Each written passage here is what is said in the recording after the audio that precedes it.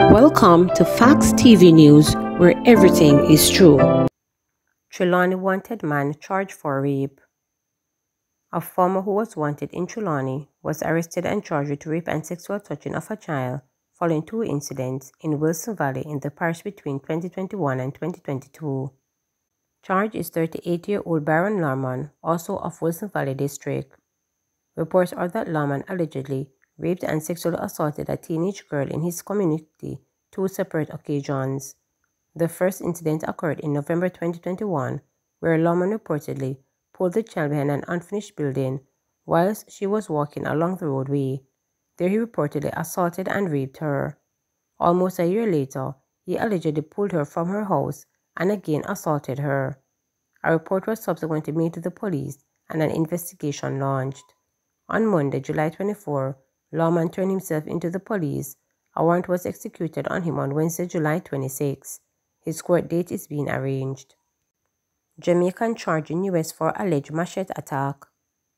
A Jamaican man who allegedly attacked another man with a machete was on Monday taken into custody by police in New Jersey, United States. Romario Douglas, 27, is said to have fled the scene on June 22nd incident in which he slashed the wrist of a man with a machete during a dispute. Police tracked down Douglas and arrested him on Monday before charging him with aggravated assault and weapons possession. He is to make his first appearance in Central Judicial Processing Court in Paterson, New Jersey next week. Montego Bay mayor in stable condition following car crash.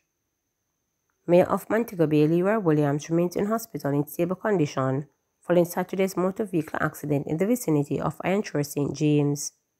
Nadia Crossgill, Chief Executive Officer of the St. James Municipal Corporation, said in a statement on Thursday that the mayor is on a steady path to recovery.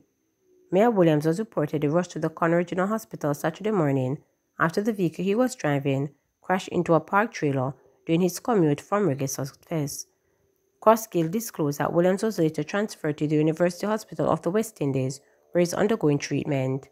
She added that while Williams recuperates, Deputy Mayor Councillor Richard Vernon is handling matters of the corporation. Ready to go home. Sunshine Girls say accommodations in Cape Town unsafe following alleged robbery incident. At least two members of the Sunshine Girls have raised security concern about their accommodation in Cape Town, South Africa, where they are representing Jamaica in the Netball World Cup. Captain of the Sunshine Girls, Donald Fowler, in a social media post on Wednesday alleged that money was stolen from her purse and that there have been attempts to invade the girls' privacy. "This is so unfortunate. This place isn't safe," Fowler said in an Instagram post. "First, they stole money from my purse. No people trying to come in on us in our rooms.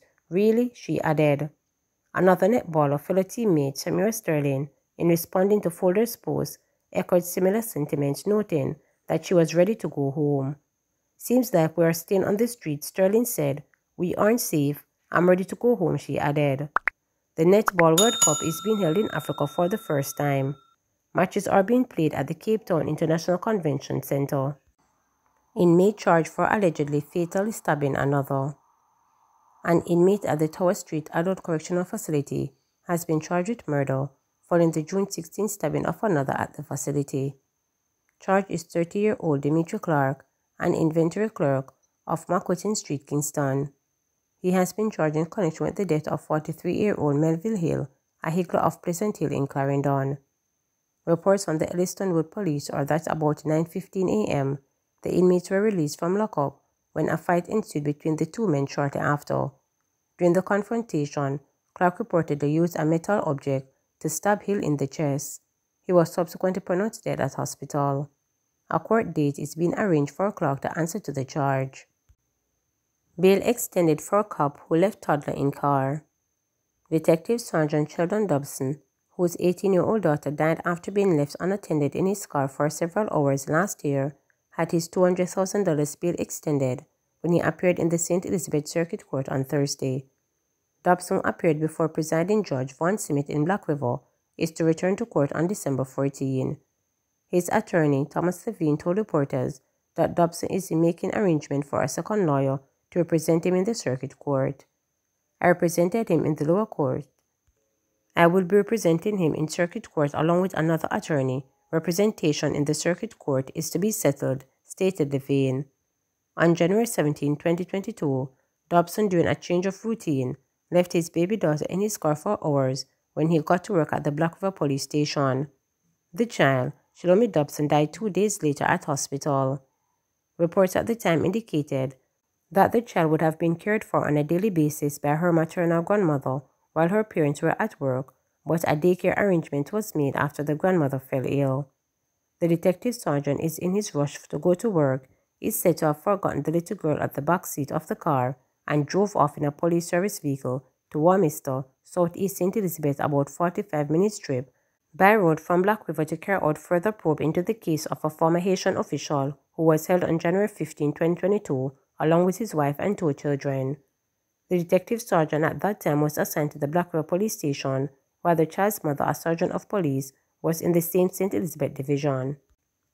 Andre Thomas found guilty in 2016 double murder of U.S. missionaries in St. Mary. The jury has found Andre Thomas guilty in the double murder of 2 U.S. missionaries in 2016 in St. Mary. The case was being tried in the Supreme Court. Thomas was remanded until October 13, when a date for sentencing will be scheduled. Nichols, 53, and Hetzel, 49, were missionaries for the Pennsylvania-based team for medical missions. They went missing on Saturday, April 30, 2016, after leaving their Tower Isle St. Mary homes on motorcycles to visit a site where they would be doing charity work the following week. When they did not return, a search party later discovered Hetzel's body lying face down, his green helmet still over his head, with his arms bound tightly behind his back by a piece of cloth torn from the green t-shirt in which he was clad. Nichols' body was found some distance away on Sunday afternoon. Thomas and his co-accused Dwight Henry were arrested in June 2016. Henry had taken a plea deal, pleaded guilty, and was sentenced to life in prison without the possibility of parole until 28 years. Negril Peace March postponed again due to police reassignment. For the second time since the start of the year, a peace march planned for Negril era by the Westmoreland Divisional Neighborhood Watch in collaboration with the Negril Chamber of Commerce has been postponed. The first march was scheduled for March, but was then rescheduled for yesterday. However, similar to the first planned activity, Thursday's march was postponed due to partial support from the police despite the presence of Zone 4 Commander for Local London and Negril Deputy Superintendent of Police, Sanjay Mitchell. However, the police said they were reassigned to another activity, which resulted in them being delayed. Committee members, the Chamber of Commerce, and representatives from various hotels, such as Sandals, Beach, and Couples Swept Away, who all participated in an early town clean-up, were on hand to give support. The march was aimed at spreading peace to most of the young in areas that have been seeing an uptick in crime, and to bring awareness to the presence of the Neighborhood Council in the parish which the public is welcome to join. Please remember to subscribe, like, share, and click the notification bell.